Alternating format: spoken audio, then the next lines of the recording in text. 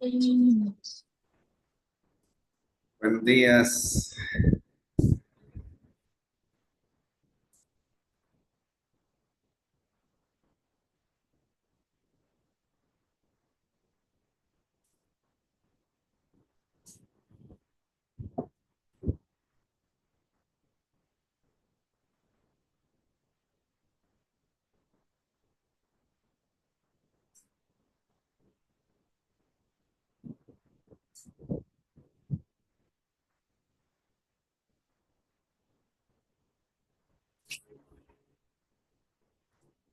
Buenos días, muchachos. Damos inicio. ¿Se escucha bien? ¿Todos escuchan? Buenos días, profe. Sí, todo bien. Todo bien, pues.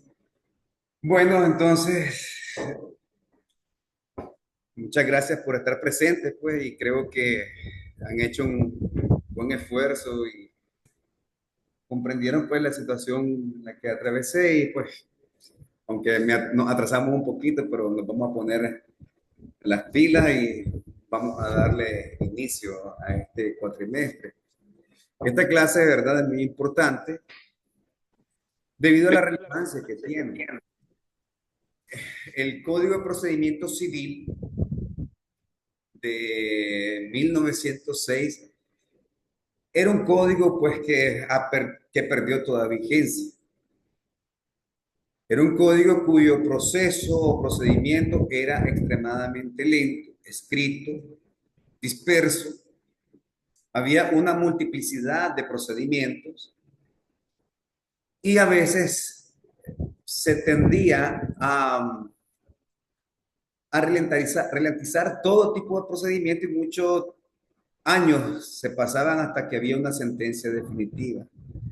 También había un excesivo formalismo, a tal punto pues que por cada proceso, por cada procedimiento, por cada recurso interpuesto, se admitía apelaciones y se elevaba la causa al tribunal de alzada o bien al tribunal de apelaciones o al juzgado de distrito correspondiente si la causa estaba en un juzgado local civil. Sin embargo, pues ya se quiso rescatar este proceso judicial, este código de procedimiento. Nuestros juristas hicieron ingente esfuerzo por tratar de corregirlo, pero el tiempo siempre es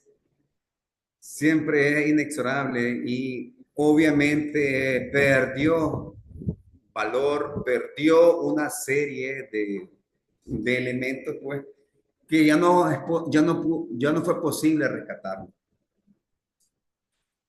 En ese particular, pues, surge la reforma del Código Procesal Civil.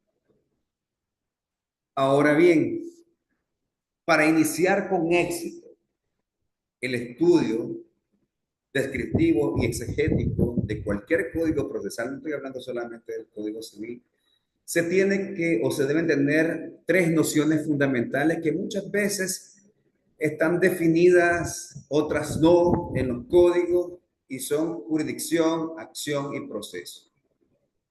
Entender ese trinomio sistemático nos llevará a nosotros a tener un nivel de comprensión por lo que hace a la tramitación de los procesos.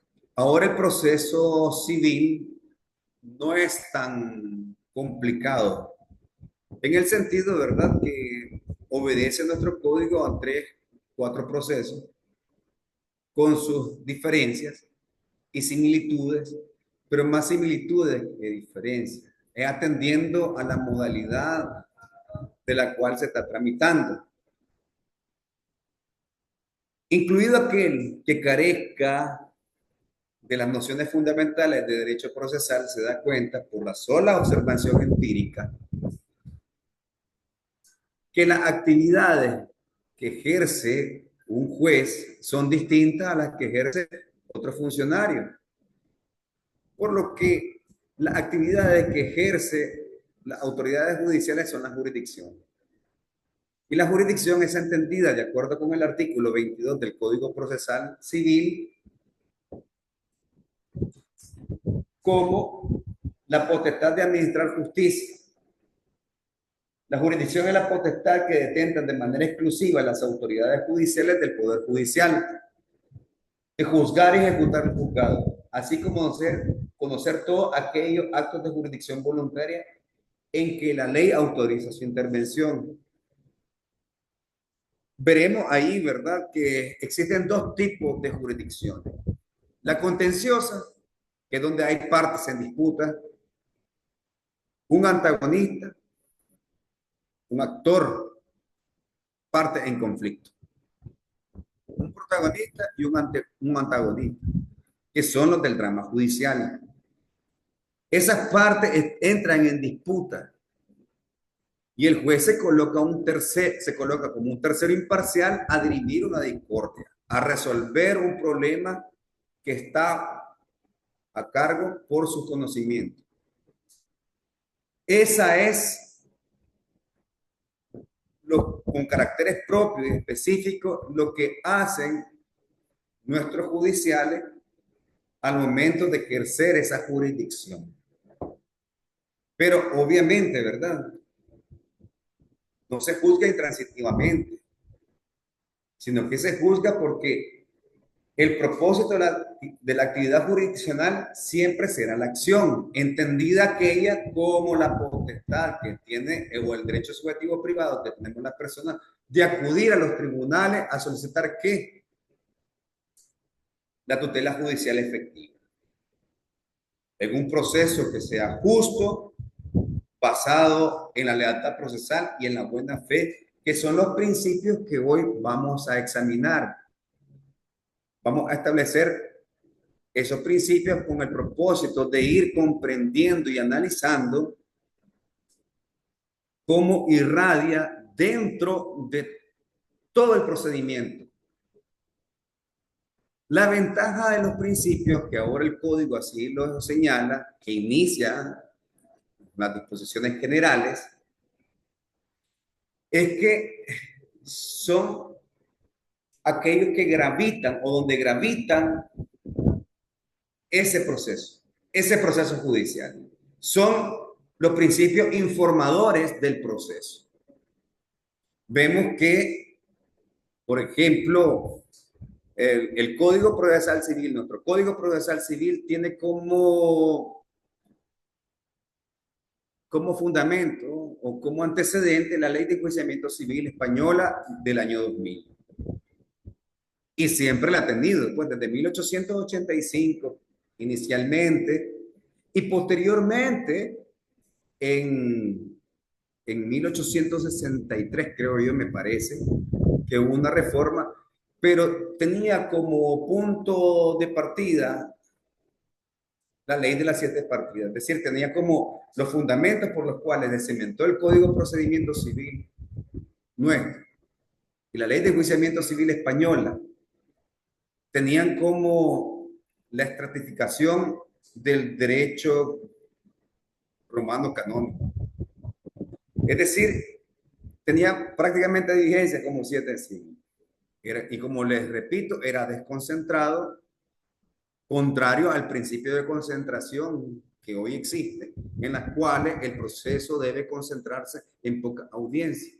El principio de inmediación, aquel en que el juez está en relación directa con los medios probatorios, a tal punto que el juez que llevó a cabo la audiencia probatoria es el que tiene que dictar la sentencia bajo sanción de nulidad.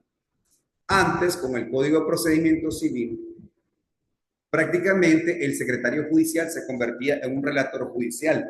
Y así lo dice en las glosas del Código Civil el doctor Aníbal Solórzano Reñazo, que fue el que glosó artículo por artículo, con jurisprudencia nacional, extranjera y doctrina, artículo por artículo el Código de Procedimiento Civil. Una loable, ¿para qué? Una loable actividad que tuvo el doctor. Sin embargo, pues solo se publicaron 2 tomos, pero él glosó todo el código. Ya su viuda no quiso dar a conocer mayores detalles de los otros 2 o 3 tomos que él había puesto en práctica. había glosado, mejor dicho, era de la escuela de la glosa. Ahora, nuestro Código Procesal Civil es un código moderno, es un código muy bueno porque señala con suficiente claridad los principios por los cuales se informa en el código ritual. El principio de legalidad es uno de ellos. Nosotros lo encontramos, creo que en el artículo, no sé si tienen el código, muchachos, ahí.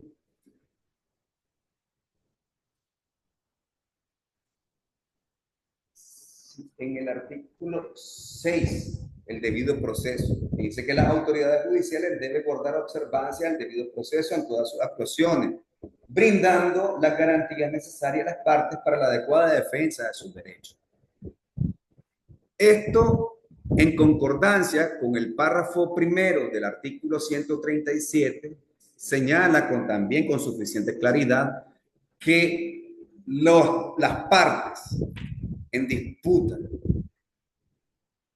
y las autoridades judiciales deben observar el principio de legalidad que establece el Código Procesal Civil y en consonancia con la Constitución Política, que es el modo ahora de la interpretación de las normas procesales, las normas objetivas. Es decir, en nuestras leyes ordinarias, debe ser nuestra ley ordinaria el reflejo de la Constitución, que solo medie un pequeño tránsito, donde el espíritu de la Constitución se esté programada en cada una de las leyes ordinarias y que nunca la contrarien o que las contradigan, de acuerdo con el artículo 182 de la misma Constitución, al establecer que cualquier disposición que se le contradiga es de ningún valor. Establecer que es la Carta Fundamental y la norma suprema de la nación nicaragüense. Todo esto es que lo debemos siempre tener presente al momento de entrar al estudio, como ya lo dije, descriptivo y exegético del Código Procesal Civil. Esta norma sirve incluso de norma supletoria para aquellas normas procesales en las cuales el código tenga un vacío o sus estatutos tengan un vacío. Así, por ejemplo, el Código Familia hace una remisión a que lo no contemplado, el proceso de familia, lo supla el Código Procesal Civil. Y aún en el caso que no haya una remisión expresa, yo les ponía de relieve en algunos momentos, creo que el año pasado y este año, un caso específico que incluso lo hablé con un penalista de la PGR, Procurador Nacional Penal, donde le ponía un ejemplo en el cual cuando se dictaba una medida cautelar del artículo 167 del Código Procesal Penal, casi en el fondo de ese artículo 167 advertía que una medida cautelar como la intervención en la empresa. Pero el Código Procesal Penal no tiene ninguna disposición, ni una sola, de lo que sería la intervención judicial en una empresa. Pero sí lo tiene el Código Procesal Civil.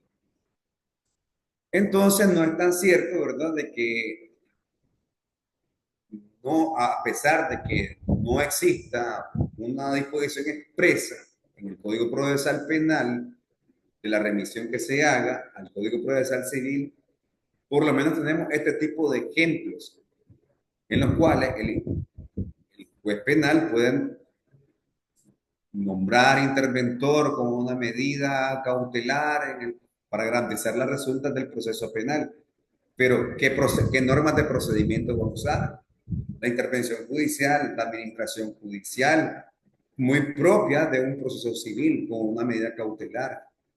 Y ustedes conocerán específicamente lo que significaría, en todo caso, o con lo que correspondería todas las medidas cautelares nominadas, es decir, que establezcan en el código que tenga el catálogo en el código o algunas innominadas u otras que están en otro tipo de normas como ley de derechos de autor, conexo, etc.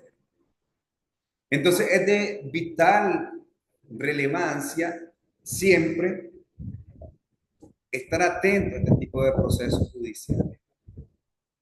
Y se debe tener presente que nada mejor iniciarlo con las interpretaciones que nuestras autoridades judiciales, entiéndase Corte Suprema de Justicia también, han dictado en sus sentencias, en sus boletines judiciales, porque ya es una fuente del derecho procesal y una fuente del derecho, la jurisprudencia, de acuerdo con el artículo 25 del Código Procesal Civil. Perdón, 24.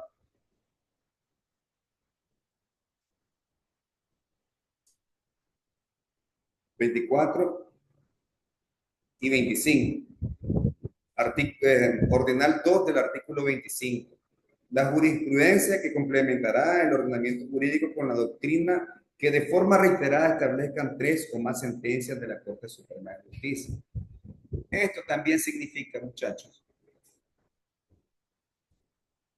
que al pasar el código derogado, o bien por el código derogado, el Código de Procedimiento Civil derogado, la doctrina generada por él no se prescinde de ella, siempre se va a mantener. Es un código con más de 100 años de vigencia, que todavía se están tramitando algunas causas bajo sus reglas. Sin embargo, se estableció en las disposiciones transitorias del código una temporalidad, un principio de temporalidad. Y es que el proceso judicial iniciado con la vieja ley, con el código derogado, con el Código de Procedimiento Civil, denominado en el foro como PR, continuarán todos sus trámites e incidencias.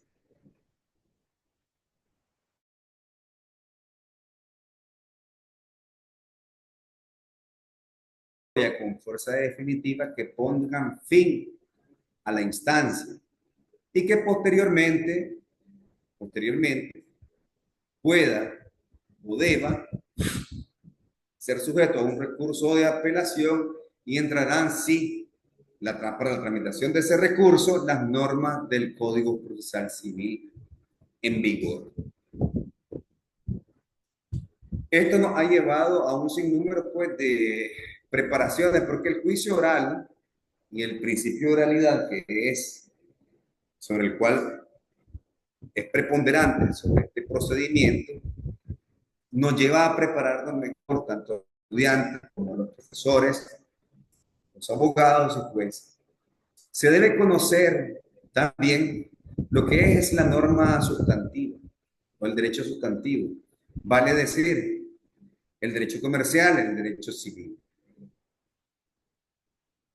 Es de tal relevancia que no solamente se debe acompañar el conocimiento de un código procesal, la norma objetiva es aquella por lo cual se hace valer el derecho. Hay una lista de,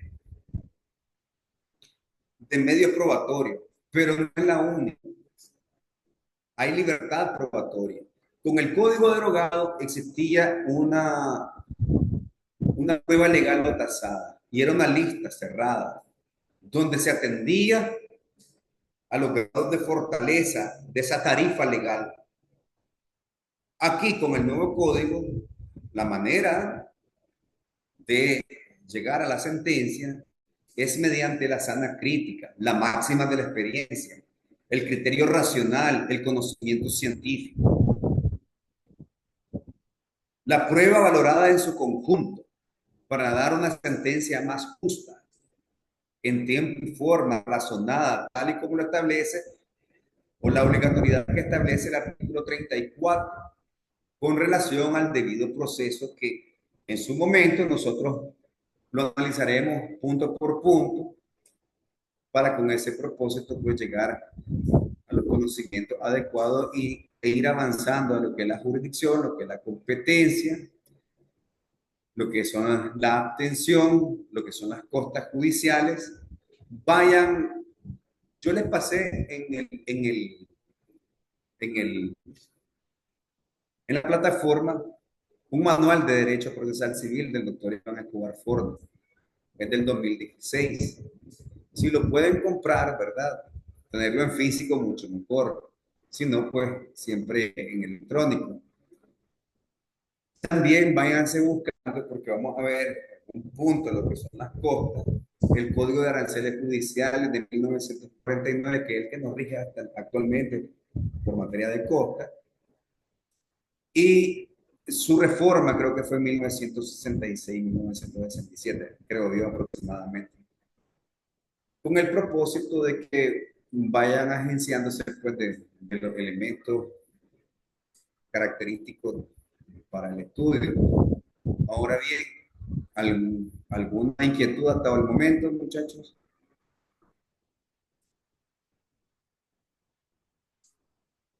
Ninguna. ¿Está por ahí? ¿Se escucha?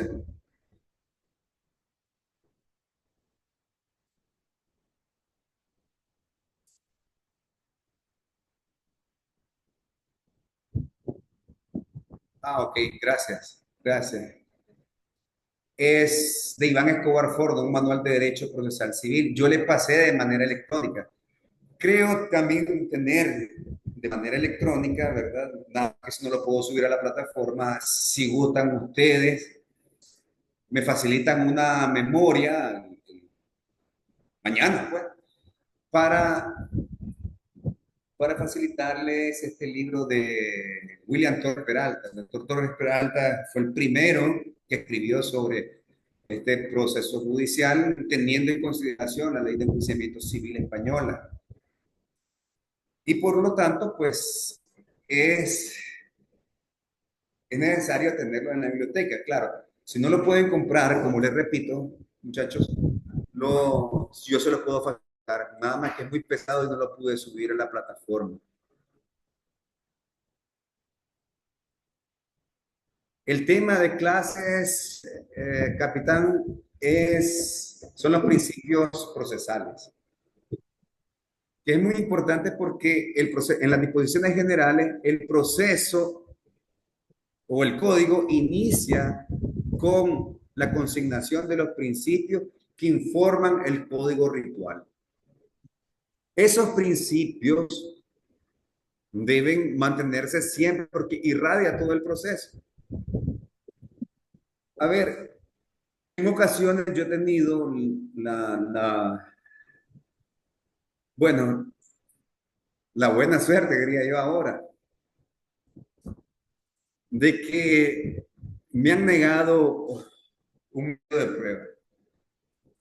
En este caso recuerdo que fue la señora juez cuarto civil de distrito. Ella me negó creo que un reconocimiento judicial. Y tuvo bien pues alegar de que no era necesario, que era... No recuerdo que...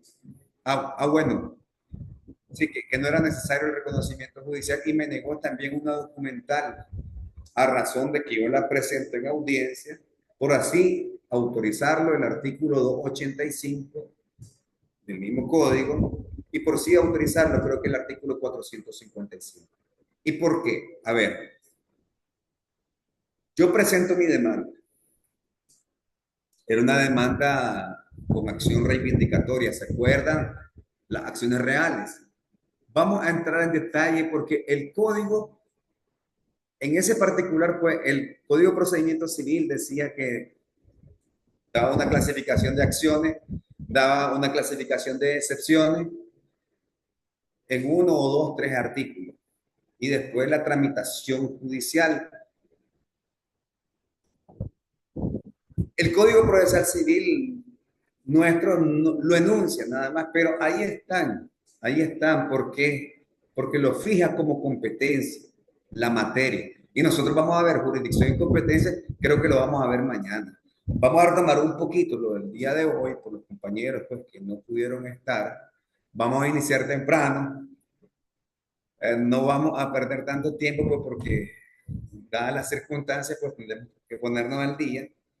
Luego vamos a entrar a lo que es jurisdicción y competencia ya para empalmar con los tiempos que me da la universidad. Y así pues avanzar ya posteriormente con la calma que nos ha caracterizado, ¿no? Ahora, en esa ocasión la señora juez no me dijo que mi prueba era inútil, impertinente y otros requisitos que las pruebas deben tener. Yo a la negativa de mi medio de prueba, yo recurro de reposición, porque esa es una de las características de este código procesal, la concentración y la celeridad, que lo vamos a ver. A ver, la concentración es que en pocas audiencias se debe tramitar el proceso. En un proceso ordinario, que es el proceso más largo que hay, existen dos audiencias, la audiencia inicial y la audiencia probatoria. Esas dos audiencias, ahí se desarrolla el proceso. Sin embargo, en esa oportunidad,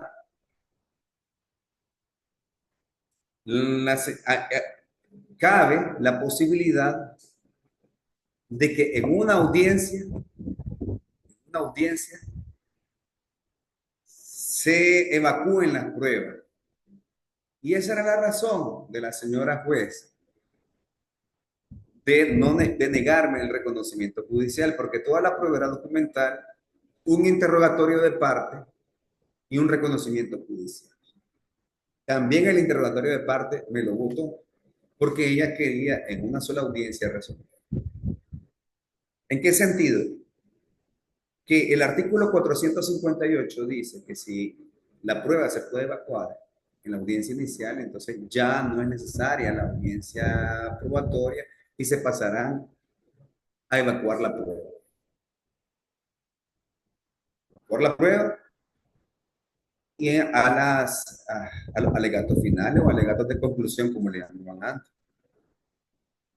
Entonces, la señora me rechaza eso, yo recurro de reposición, me rechaza la reposición y yo dejo sentada mi protesta.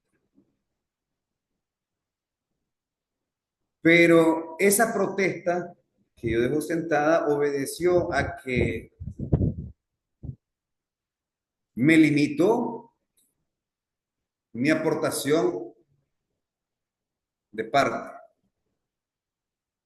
porque el juez le está vedado investigar, le está vedado buscar las pruebas, inquirir la prueba. Es por aportación de parte. En otros procesos judiciales, sí, y en el anterior Código de Procedimiento Civil, el juez podía ordenar diligencias para mejor proveer. Y creo que también en los procesos contenciosos administrativos y constitucionales, la sala puede traer o ordenar diligencias para mejor proveer. No obstante, en el proceso civil no es así. El juez, como contralor del proceso, tiene eh, un gran rol, tiene actividades propias, incluso él puede pedir aclaraciones a un perito, 323 del Código Procesal Civil. O sea, sale de su pasividad y pregunta al perito. Al testigo, igual, creo que el 283 autoriza al juez, al judicial, a la jurisdicción, para que pueda preguntar los puntos dudosos. Sin embargo, pues, él no puede, en ese particular, buscar pruebas, ordenar pruebas. Yo sentí que me limitaba ¿A qué punto? Bueno, que el reconocimiento judicial era el traslado del juez para que por su percepción de vista, oído, pudiera extraer un hecho que yo lo quería presentar y que yo quería probar ese hecho. Y otra con el interrogatorio de parte era sentar a, a mi contraparte con el propósito de hacerle una pregunta en audiencia. Ella dijo no, yo recurrí y no me le dio el lugar. Porque el artículo 7 del derogado Código de Procedimiento Civil decía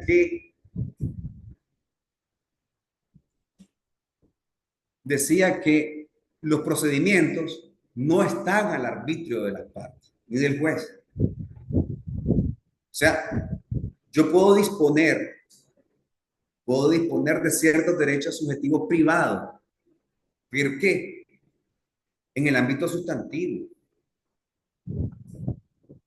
Bueno, hoy ya no puedo renunciar a mi domicilio, ya no se puede, pero sí puedo asumir los eventos del caso fortuito o fuerza mayor. ¿Se acuerdan? Derecho de obligaciones, artículo 1867 del Código Civil.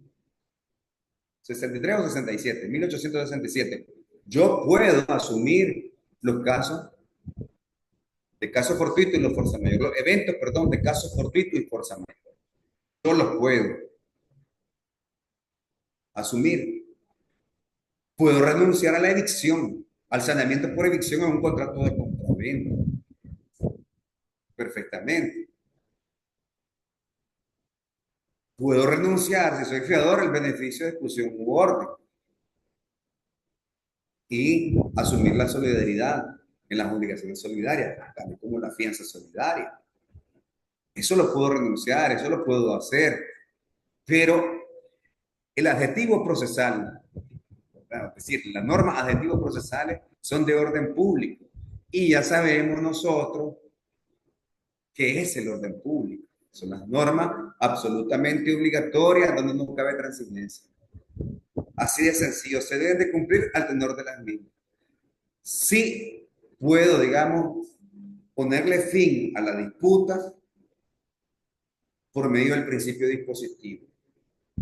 Carencia del objeto del proceso, renuncia a la pretensión, desistimiento o cualquier otro método alterno de resolución del conflicto, sin que tenga que ver o se tutelen intereses colectivos, tales como condiciones generales de contratación, que lo vamos a ver en detalle, tales como en materia de publicidad, tales como intereses difusos, que son una novedad que trae el código con relación al proceso ordinario especial declarativo.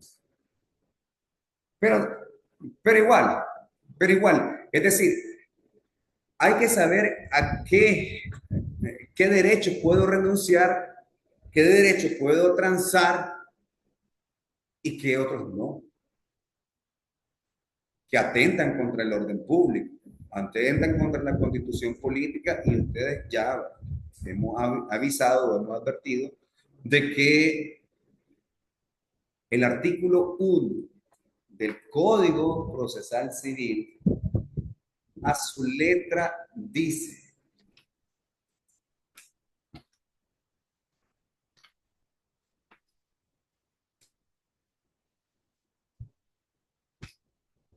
supremacía de la constitución política.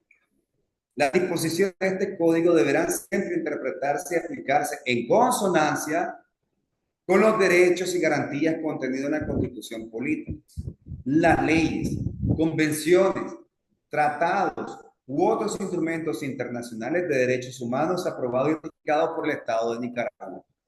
Las autoridades judiciales velarán por el respeto de los derechos fundamentales consagrados en la constitución política.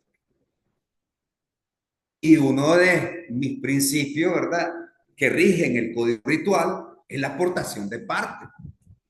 Yo quería probar mi proposición fáctica con un medio de prueba idóneo correspondiente. Y la juez me dijo, no, ok, recurro porque ella violenta de manera directa el párrafo primero del artículo 137 del mismo Código Procesal Civil, donde se establece ese principio de legalidad. Las actuaciones procesales que realicen los órganos jurisdiccionales y las partes estarán sujetas al principio de legalidad. Y el párrafo 2 dice que los requisitos de las actuaciones procesales nunca podrán interpretarse de manera que se conviertan en obstáculos insuperables para el acceso de las personas a la justicia.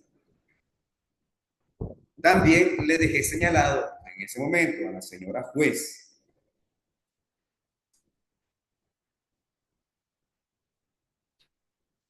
la violación contenida pues en un artículo que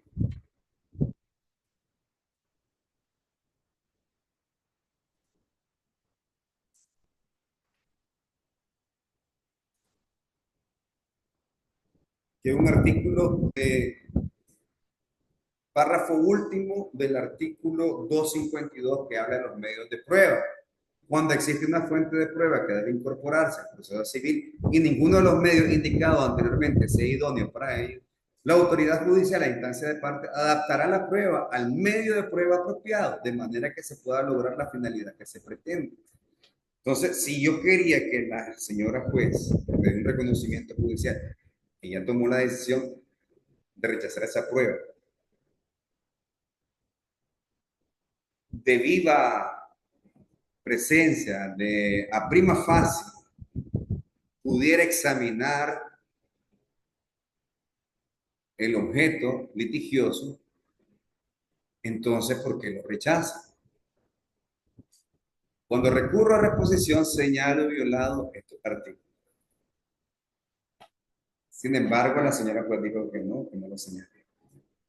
Entonces dejé sentada la protesta para hacerla valer en un dado caso, si la sentencia me hubiese sido adversa, en el recurso de apelación correspondiente. Es lo que el maestro Ortiz Urbina decía en Ancas de la Definitiva, es decir, es una diferencia con el Código de Procedimiento Civil. El proceso prácticamente nunca arrancaba. ¿Por qué? Porque se oponían excepciones dilatorias, tácticas dilatorias.